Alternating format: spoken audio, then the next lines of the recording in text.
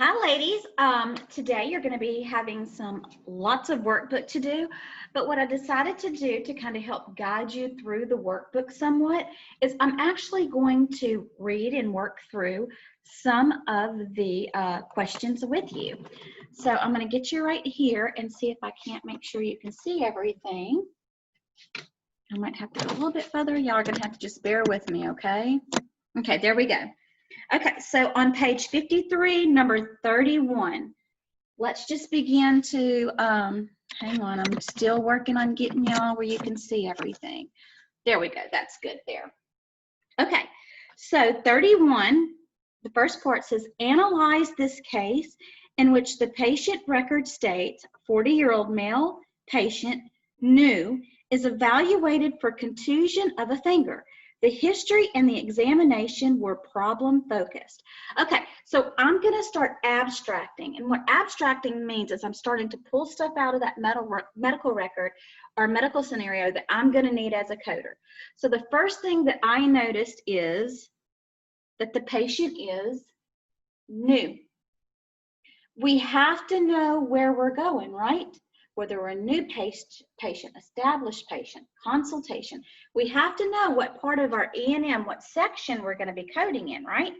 So automatically, I already know that it's a new patient. The second thing that I noticed is the history and examination were problem focused. So you guys remember last week on the last, I think, lecture number 3, we started doing PPL, PPS, or whatever they were, DDH. Whatever they were, this is where you're going to start seeing how easy it is to pick what you need out of your CPT. So we already know we have a problem-focused history and exam. So I put history, exam, PP. You don't really have to put that. I would just put PP, but I'm just trying to build it for you guys. Okay. So let's look at part A. Diagnosis and management options for contusion of finger. The options would be, or can be, minimal, limited, multiple, or extensive. So diagnose and management options. So we have to choose one of those. Is it minimal, limited, multiple, or extensive? So I want you to go ahead and open your CPT.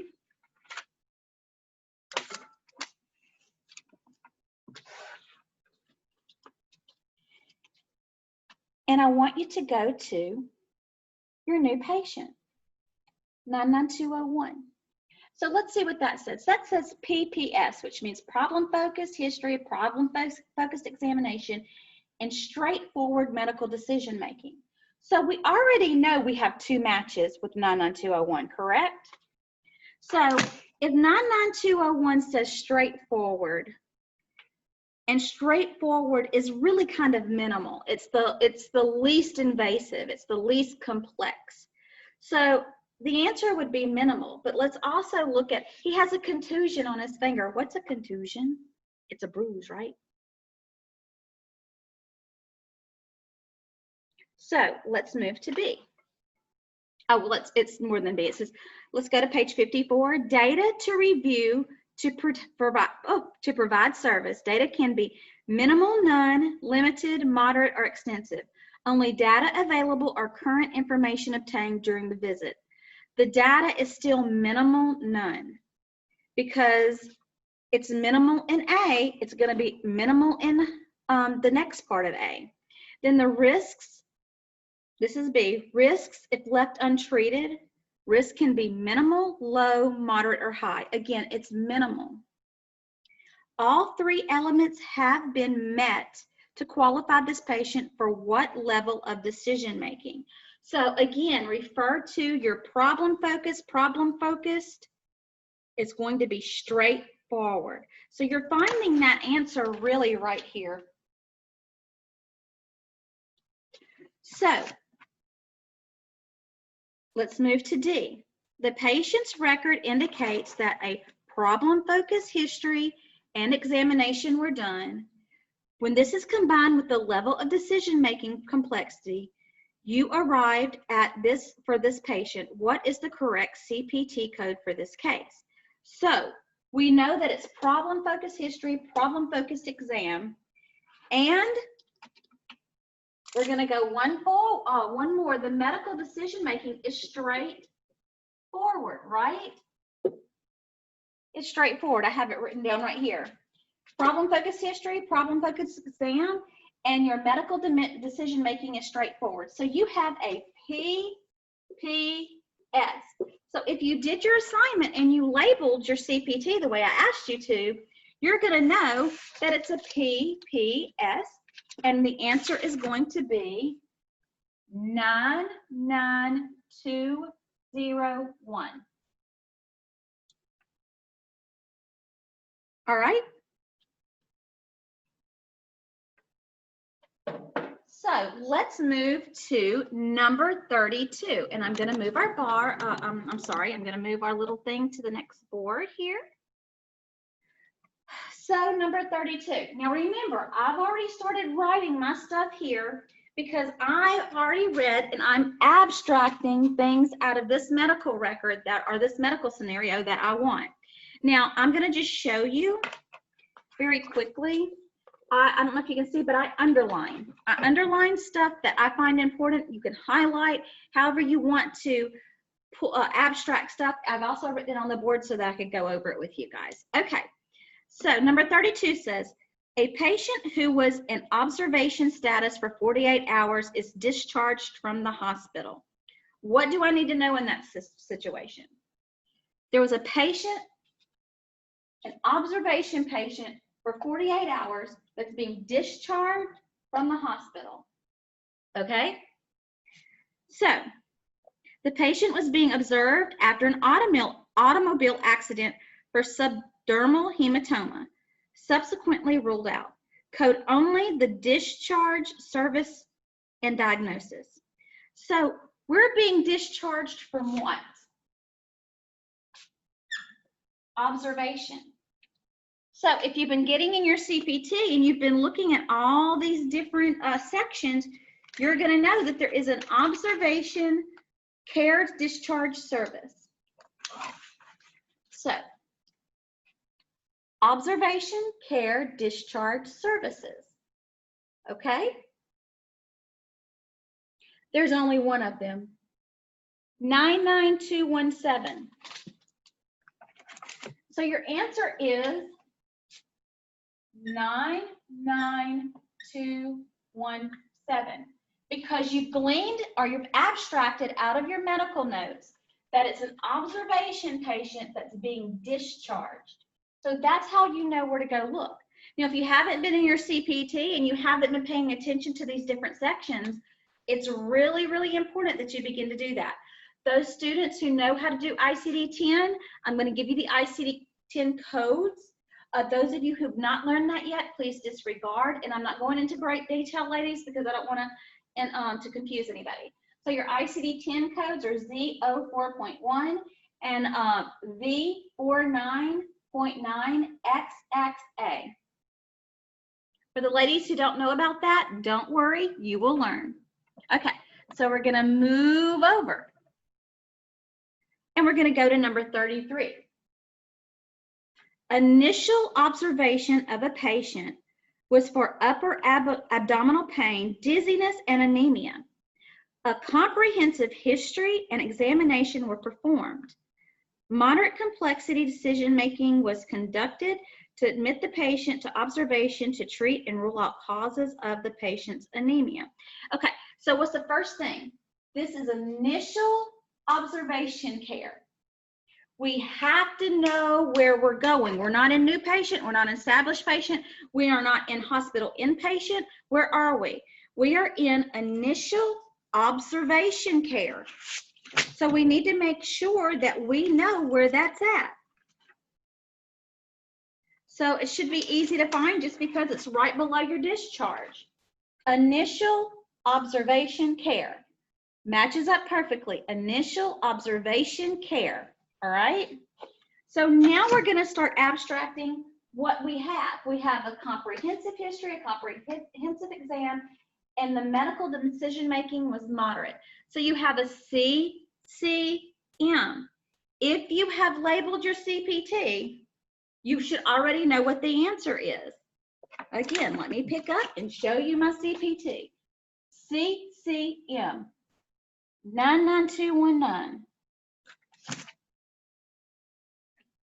The answer is 99219.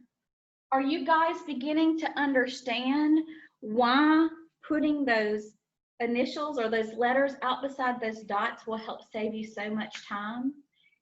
If you haven't gotten it yet, hang on to your shorts because I'm going to do a few more with you, but I didn't write them on the board, but we're just going to talk about them.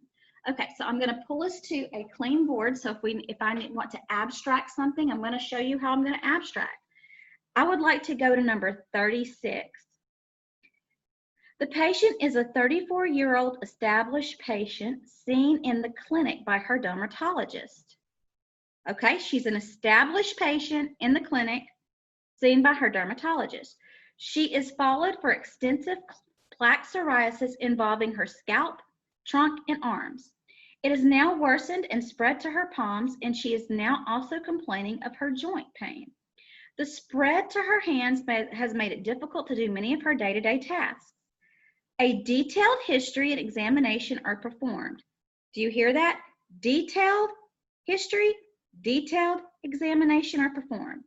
The examination includes inspection of the affected areas in addition to bending and rotation of joints. A long discussion took place regarding a change in her medications to try to gain better control of her psoriasis and slow down the systemic progression. Topical and systematic treatment were decided on. Okay, so what have we got here?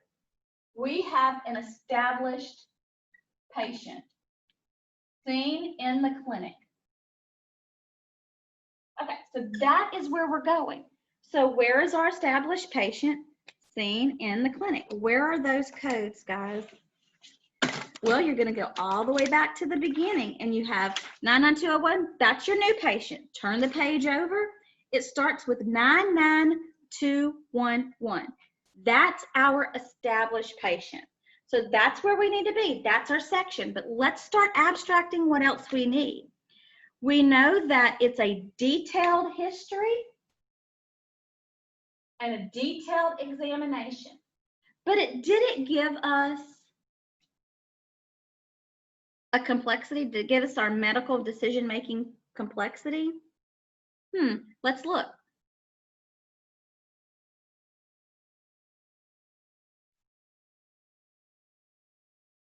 It doesn't actually say exactly, but you start looking here in your established patient codes, and you're going to see 99212 is a PPS, problem focused, straightforward.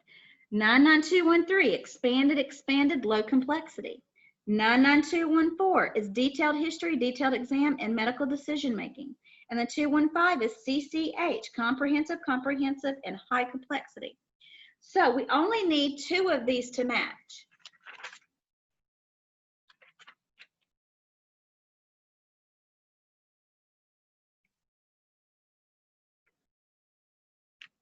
So if you look at 99212, it'll say at least 2 of these 3 key components must match. If you look at 99214, where we're looking, look underneath there. It says 2 of these key components must match. So we have our DD, so that's all we need. So we know that this is going to be a 99214. Oops. A 99214.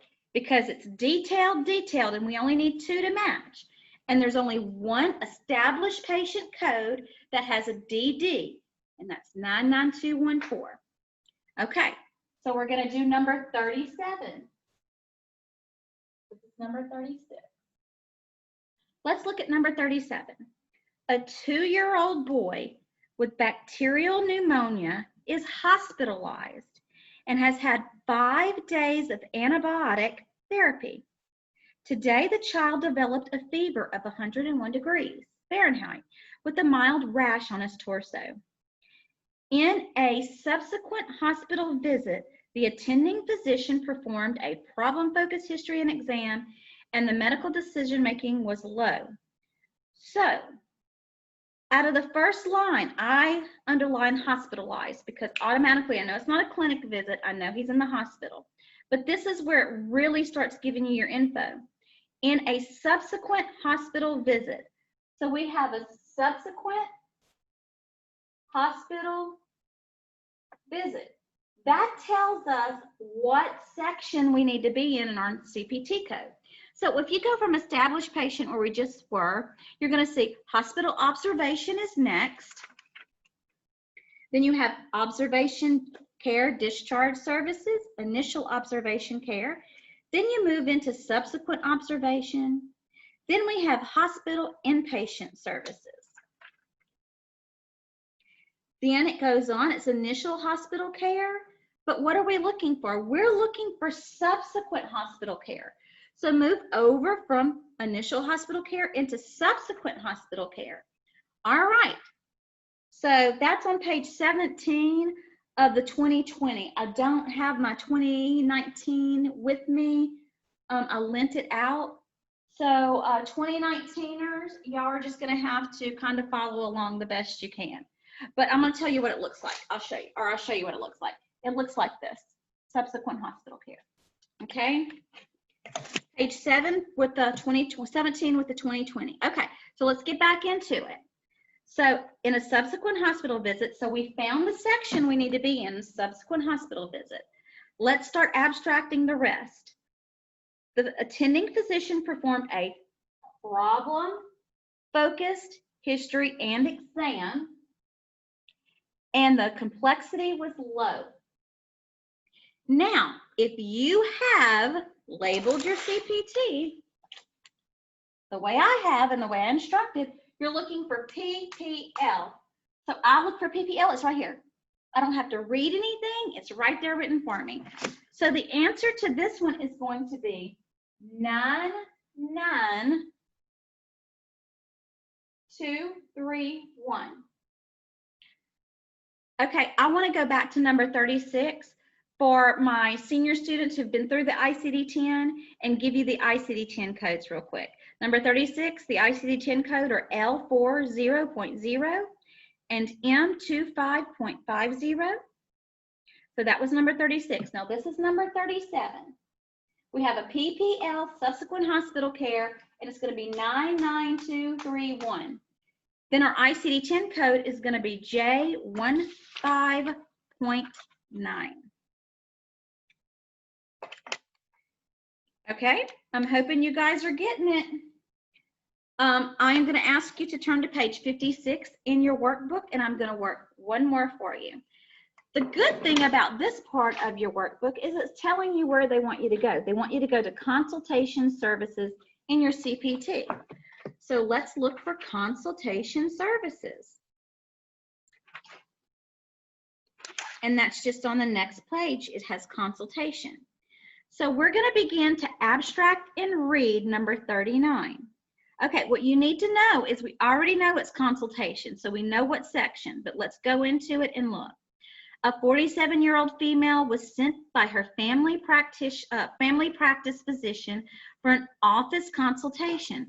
So there you go, with the gynecologist. So it's telling us there too that we have a consultation with the gynecologist. The patient has been suffering with moderate pelvic pain, a heavy sensation in her lower pelvis, and marked discomfort from sexual intercourse. In a detailed history, the gynecologist noted that the location, severity, and duration of her pelvic pain and related symptoms. Okay, so we already know that we have a what? We have a detailed history. So let's go ahead and underline that, and I'm going to write it, detailed history. That's our first indicator, detailed history. In the review of systems, the patient had positive findings related to her gastrointestinal, genitory, and positive findings related to her gastrointestinal, oh, okay, I'm sorry, I'm reading the same thing over again, and endocrine body system, sorry.